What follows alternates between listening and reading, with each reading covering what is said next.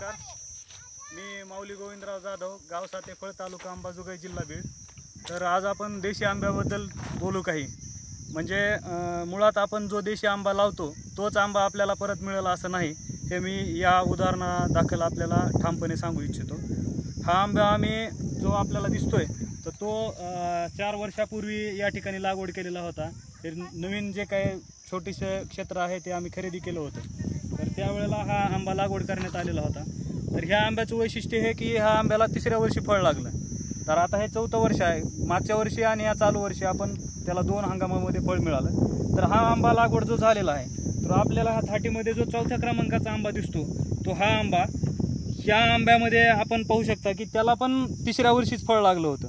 ह्याचं वैशिष्ट्य असं की याच्यावरती दिसणाऱ्या ज्या काही छटा आहेत ह्या बारीक, तर ह्या मोठ्या आकाराच्या आहेत आणि आंब्याचा आकार पण मोठा आहे आणि आंबा पूर्ण परिपक्व किंवा शेजाला लावल्यानंतर हा आंबा पूर्ण पिवळसर या ठिकाणी होतो।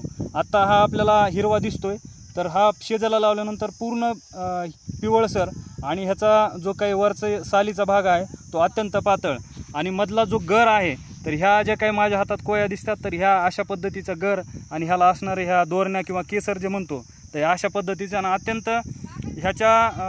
अत्यंत कोईपर्यंत हा एकदम चविष्ट असलेला आंबा। हा झालाय त्या आंब्याबद्दलचं बोलणं।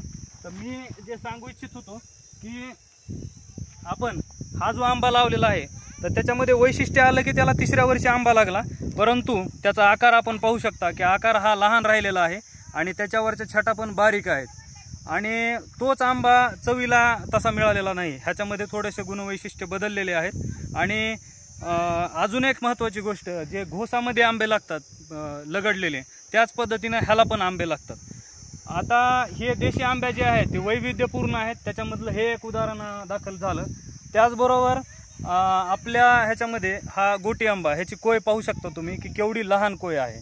तर हे झाला खराचा आंबा, परंतु हा तेवढा आंबट नाही आहे, तर हा एकदम चविष्ट आणि गोड अशा चवीचा आंबा आहे। त्याचबरोबर हा समोर जो आपल्याला दिसतोय तर तो मधल्या काळात जो काही अवकाळी पाऊस झाला, वाऱ्यामध्ये पडण्याचं प्रमाण जे आहे, म्हणजे देठाला पक्का फार आंबा होता तो, त्याच्यावरती आपण आता सध्या जो लगडलेला आंबा दिसतोय आपल्याला तो चांगल्या पद्धतीनं आंबा आपल्याला त्या ठिकाणी दिसेल।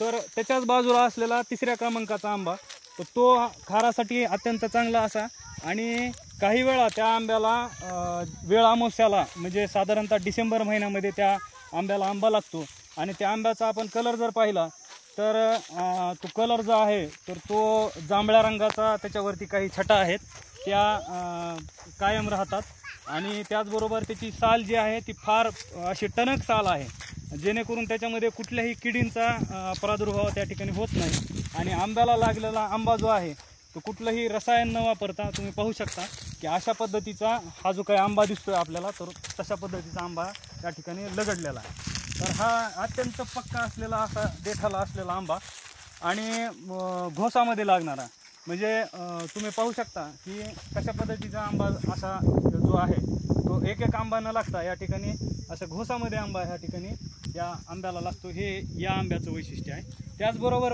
त्याच्या पलीकडे जे काही आंबा दिसतोय तर तो देठाला पक्का नसलेला आंबा, म्हणजे वाऱ्याचा किंवा अवकाळी पावसाचा त्या आंब्यावरती परिणाम होतो आणि त्याचे आंबे गळतात। त्याचबरोबर आता ही जुनी लागवड काही आंब्याची जी आहे तर ती अशी होती। आता मी तुम्हाला नवीन लागवड जी आहे ती इथूनच मी तुम्हाला दाखवतोय। या ठिकाणी देशी आंब्यामध्ये आपण लागवड करत असताना त्याचा मोर्टॅलिटी रेट जो आहे तो फार जास्त प्रमाणामध्ये आहे। 18 आंबे आपण लागवड केले होते, त्यापैकी वन्य प्राण्यांच्या त्रासामुळं, म्हणजे जसं हरिण आहे, डुक्कर आहे, तर हे त्या आंब्याला उकरवून किंवा त्या ठिकाणी त्याच्या सालीला घासून ते आंबे नष्ट करतात। 18 आंब्यापैकी फक्त 8 आंबे आणि जे आंबे गेले त्या ठिकाणी आपण चिंच, जांभूळ, जे आपला देशी जांभूळ आहे त्याची लागवड केली होती, तर त्यामध्ये 3 जांभूळ आणि 1 चिंच अशी त्या ठिकाणी पुन्हा परत लागवड केल्यानंतर मिळाली आपल्याला।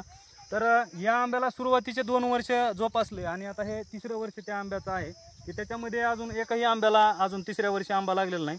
तर माझा एक अंदाज आहे की पुढच्या वर्षी काही अंशी त्या ठिकाणी त्या आंब्याला आंबे लागतील। तर असा हा मोर्टॅलिटी रेटसुद्धा देशी आंब्यामध्ये आहे, कारण वातावरणामधले जे काही बदल आहेत, पाऊस कमी दिवसामध्ये पडतो, त्यामुळं सुरुवातीचे 2 वर्ष आपल्याला चांगल्या पद्धतीने जपावं लागतं आणि लागवड करत असताना खोल खड्डा घेऊन त्यामध्ये जर आपण क्रॉप रेसिड्यूज म्हणजे पालापाचोळा जास्त प्रमाणामध्ये टाकला तर आंब्याला त्या ठिकाणी ओलावा मिळून आंबे चांगल्या पद्धतीनं वाढतात. तर हे या ठिकाणी सांगायचं होतं. धन्यवाद.